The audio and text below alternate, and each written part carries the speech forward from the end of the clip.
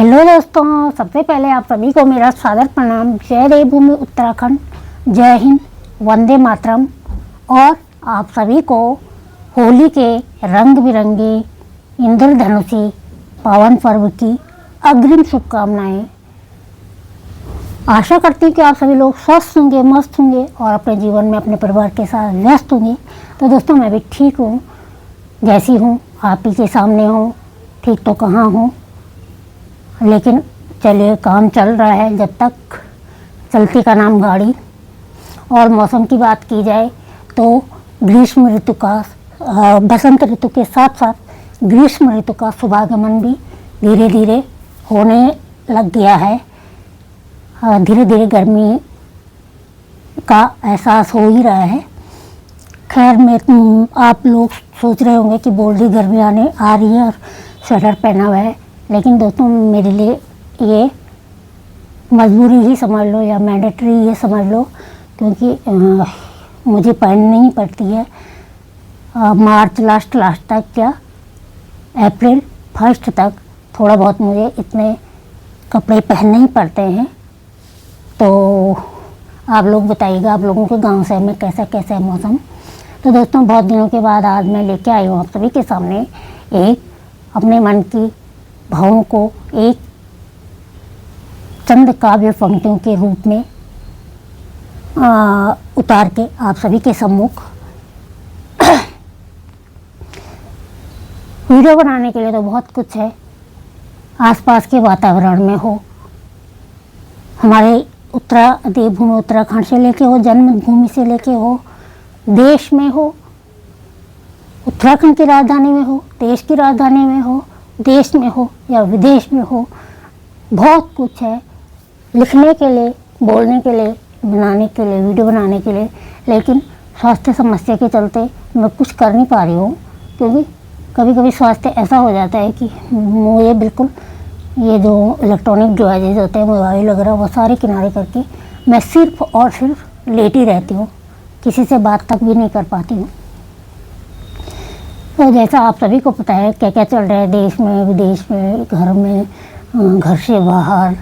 घर ही समझ लो, जो अपनी जन्मभूमि है वो घर ही है, जो अपना देश है घर ही है।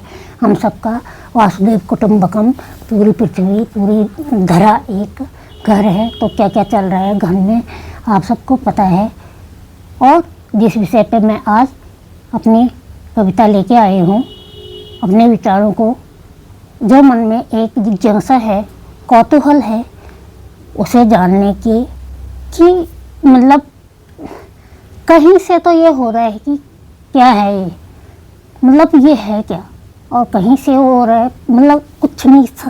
जो द्रौपदी का वो नहीं, भ्रांतिमान अलंकार द्रौपदी की रण के सामने समय सारी बीच नारी है कि नारी बीच सारी है।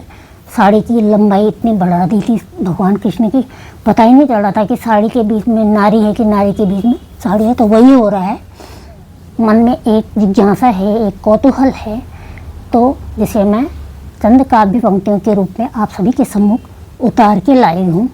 समझने वाले सभी समझ जाएंगे। वैसे मुझे पता है मुझसे जुड़े हुए सारे लोग काफ़ी जिज्ञासु हैं और काफ़ी हर चीज़ का नॉलेज रखते हैं। ये अलग बात है कि हर कोई अपनी भावनाओं को व्यक्त नहीं कर पाता है, हर किसी की कोई मजबूरी होती है।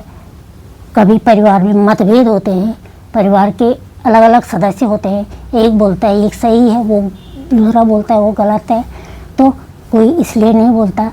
कोई चार लोगों के सामने, चार रिश्तेदारों के सामने एक की विचारधारा अलग होती है, दूसरे की अलग होती है, वो इसलिए नहीं बोलता। तो दोस्तों, मैं बता दूं, मैं हूँ स्वतंत्र विचारों की, मैं हूँ एक जागरूक नागरिक।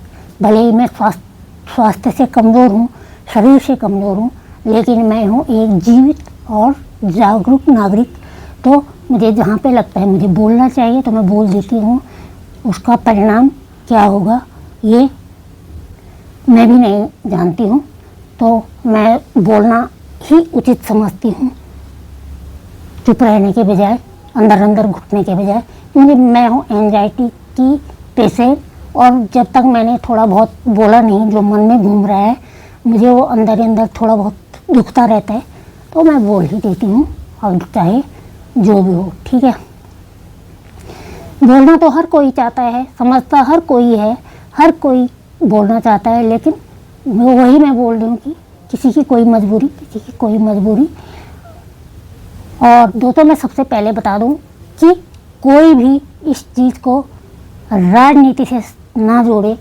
मेरी वीडियो में राजनीतिक टिप्पणी बिल्कुल ना करें, या किसी भी राजनीतिक दल के पक्ष या विपक्ष में कोई टिप्पणी ना करें कि वो गलत है वो सही है, क्योंकि मैं न किसी राजनीतिक दल की समर्थक हूँ, ना किसी की विरोधी हूँ। मैं विश्व के सबसे बड़े लोकतांत्रिक देश भारत गणराज्य की एक जागरूक नागरिक हूँ, और मुझे जहाँ पे गलत लगेगा मैं बोलूँगी। तो मेरे उसमें कोई भी राजनीतिक टिप्पणी नहीं होनी चाहिए। मैं बोलूँगी और बोलती रहती हूँ, और ईश्वर की कृपा से, भगवान गणेश की कृपा से, भोलेनाथ की कृपा से, बजरंगबली की कृपा से अभी तक बोलती हूँ। तो अभी तक कोई इसमें भले ही व्यूज़ कम आते हों ना आते हों, लेकिन इसमें कोई अभी तक सोशल मीडिया पे कोई वो नहीं हुआ है कि ये तूने गलत कंटेंट डाल दिया है। और आगे भी मुझे लगता है यही, आप लोग विरोध कीजिए, गलत का विरोध कीजिए, बोलिए, आप स्वतंत्र हैं, स्वतंत्रता का अधिकार है, अपने विचारों की अभिव्यक्ति की स्वतंत्रता है हमारे संविधान में। बोलिए, आप सहजता के साथ अपने विचार रखिए। ज़रूरी थोड़ी है कि गाली गलौज करके रखना है या मनमुटाव करके रखना है। अपने अपनी आइडियोलॉजी रखना हमारा अधिकार है हर नागरिक का। तो बोलिए, ज़रूर बोलिए। तो दोस्तों चलो ज़्यादा बातें न करते हुए आप सभी लोग समझ जाएंगे, क्योंकि बोलना है तो क्या बोलना है, अकेला चना बाहर नहीं फोड़ सकता, अकेला ही समझ लो, क्योंकि देश की आबादी इतनी ज़्यादा है, जनसंख्या इतनी है, और गलत के खिलाफ आवाज़ उठाने वाले बहुत कम हैं, तो इसलिए अकेला ही समझ लो। तो चलिए सुनते हैं कविता। मेरी कविता का शीर्षक है, सब लोग समझ जाएंगे मैं किस बारे में बोल रही हूँ, मुझे पता है सब लोग समझ जाएंगे। कुछ लोगों की तो मेरे सामने तस्वीर भी आ रही थी, वो तो सबसे पहले समझ जाएंगे।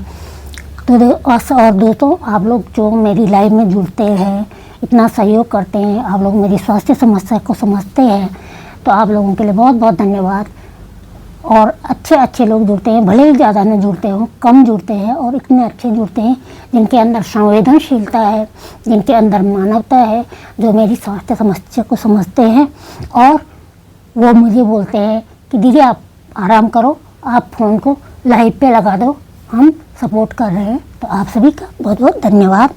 तो चलिए दोस्तों मैं कविता सुनाती हूँ आपको, समझ जाएंगे आप, बहुत समझदार हो आप लोग।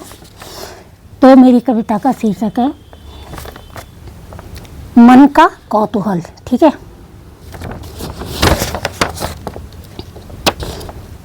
तो मैंने लिखा है, दोस्तों आंखें भी कमज़ोर हो गई फ़ोन देख के, लाइव अटेंड कर करके। ये मैंने प्रिंट आउट निकलवाया था अपने बेटे से, उसने इतना छोटे फॉन्ट में निकाल दिया।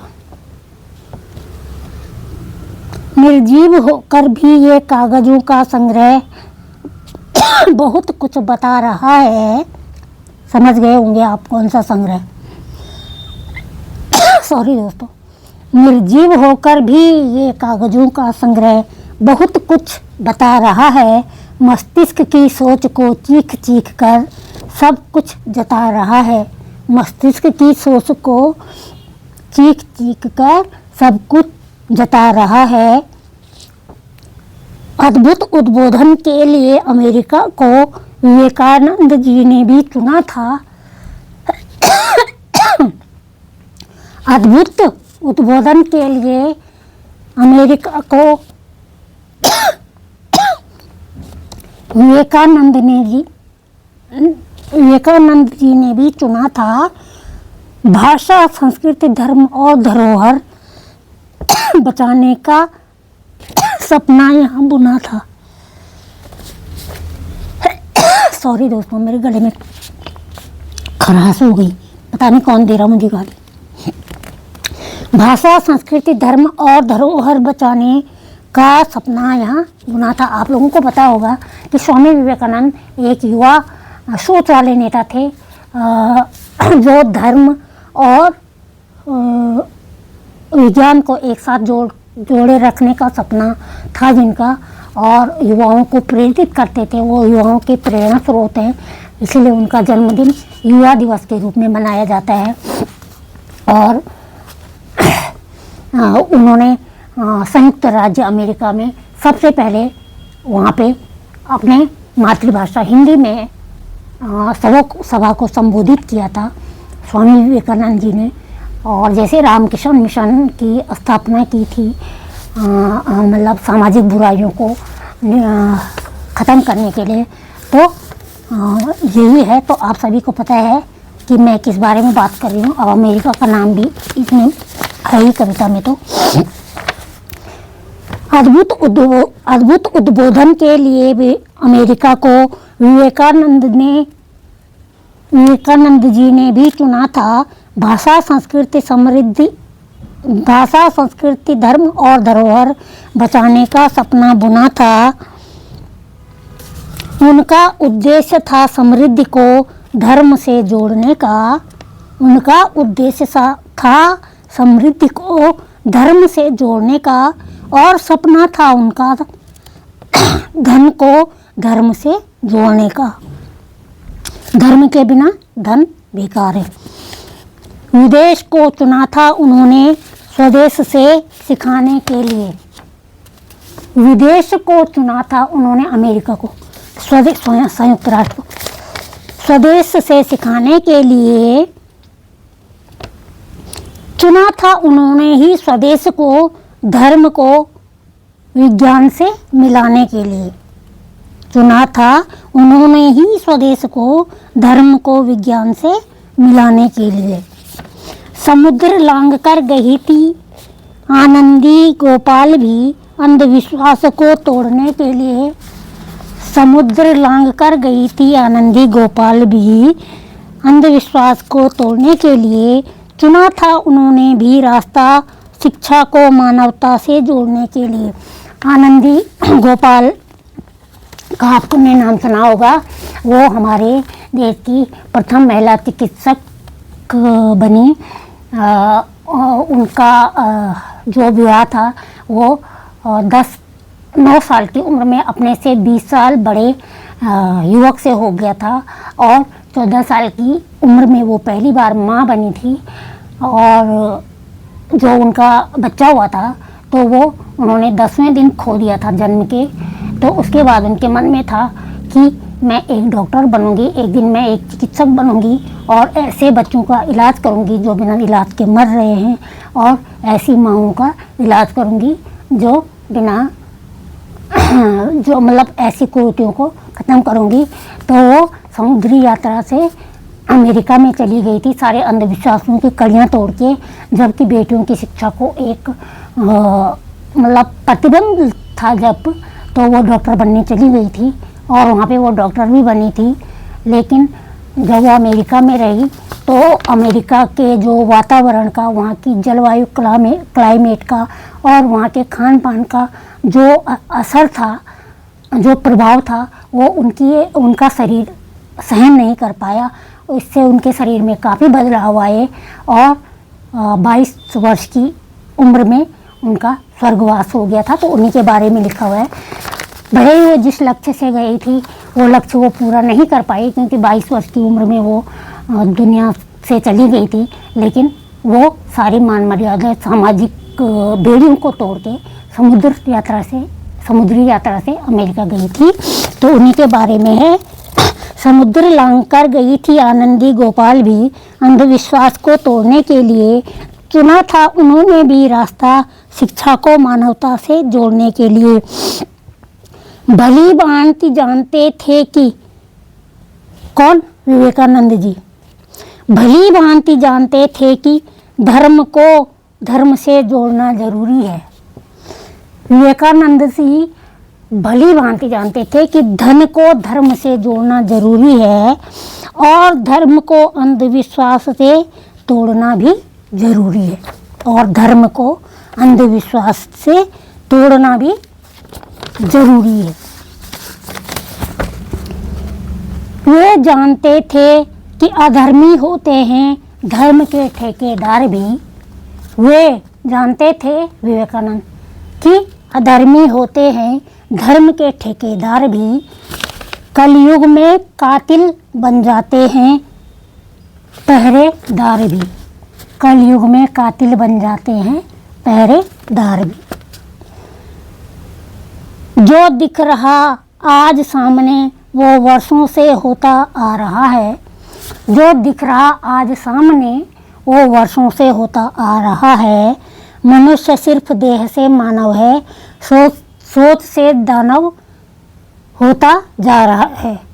मनुष्य सिर्फ देह से मानव है और सोच से दानव होता जा रहा है। धर्म न हिंदू है, न मुस्लिम है, न सिख, न ईसाई। धर्म न हिंदू है, न मुस्लिम है, न सिख, न ईसाई। असली धार्मिक वही है जिसने स्वीकारी यह सच्चाई। असली धार्मिक वही है जिसने स्वीकारी यह सच्चाई। विवेकानंद तो आज भी अमर हैं इतिहास के पन्नों में। विवेकानंद तो आज भी अमर हैं इतिहास के पन्नों में। युवाओं के मस्तिष्क में और प्रबुद्ध जनों में। युवाओं के मस्तिष्क में और प्रबुद्ध जनों में।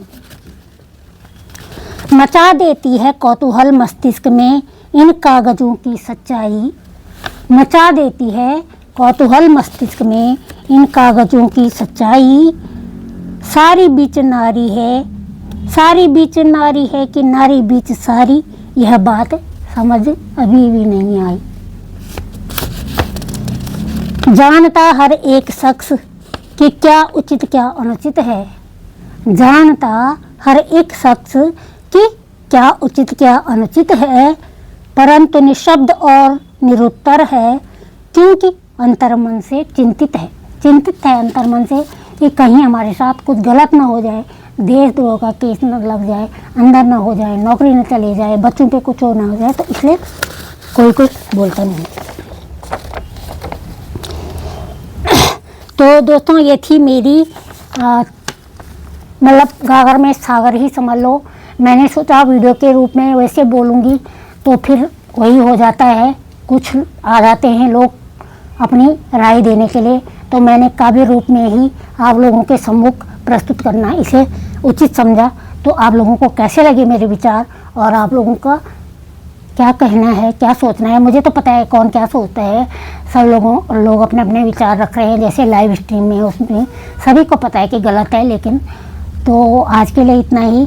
फिर इसके बाद मेरी वीडियो आएगी अपने देवभूमि उत्तराखंड पे, क्योंकि वहाँ कुछ लोग बोल रहे हैं, कुछ हमारे नेता लोग, कि उनको ग्रीष्मकालीन राजधानी जो हमारे आंदोलनकारियों की सपनों की स्थायी राजधानी है देवभूमि की, उनको वो बोल रहे हैं कि वहाँ पे ठंड लगती है और वहाँ पे ऑक्सीजन की कमी होती है। तो अगली वीडियो मेरी आएगी उस पर। तो आज के लिए इतना ही। फिर मिलते हैं आपको एक ऐसी ही विचारधारा के साथ, ऐसे ही विषय पे, किसी नए विषय पे, नई एनर्जी के साथ। तब तक के लिए जय देवभूमि उत्तराखंड, जय हिंद, वंदे मातरम। आप सभी को मेरा सादर प्रणाम।